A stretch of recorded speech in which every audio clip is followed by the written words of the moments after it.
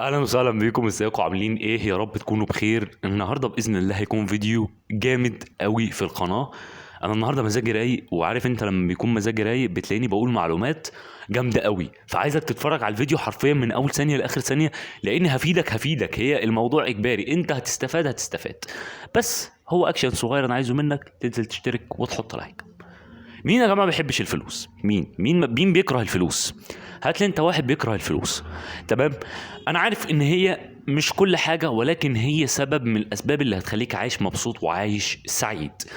الفلوس ليها قواعد لازم تتعامل معاها، اجباري. دايما الشخص الفقير ما يعرفش القواعد دي.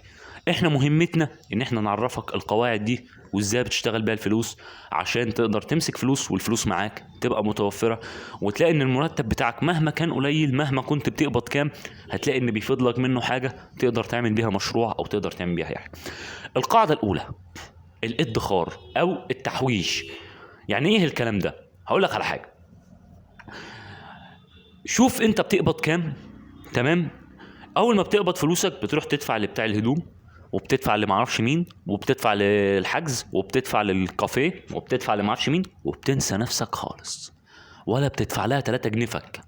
لا، في قاعدة الأغنياء كلهم متفقين عليها، إني أنا أخصم 10% من مرتبي وأشيله على جنب. بس بسيطة. يعني مثلا بتقبض 1500 جنيه، شيل 150 جنيه على جنب. تمام. طب يا محمد يا علاء فهمني معلش، المبالغ اللي انا بشيلها على جنب دي هتفيدني في ايه؟ يا نهار اسود، هتفيدك في ايه؟ ما هو احنا مشكلتنا بقى ان احنا بنبص يعني للمدى القريب. لا، انت بص لقدام سنة، 2، 3، هتلاقي المبلغ اللي انت بتشيله على جنب ده بقى بدأ يبقى معاك راس مال.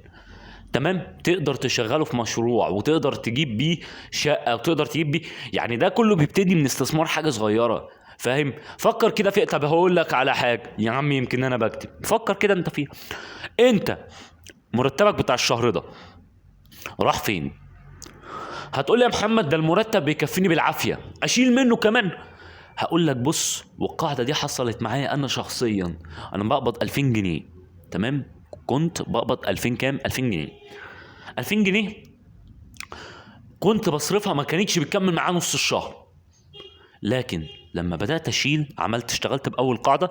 تاني قاعدة هناخدها في الفيديو الجاي، وهو إني أصرف على الحاجات المهمة. أصرف على الحاجات المهمة.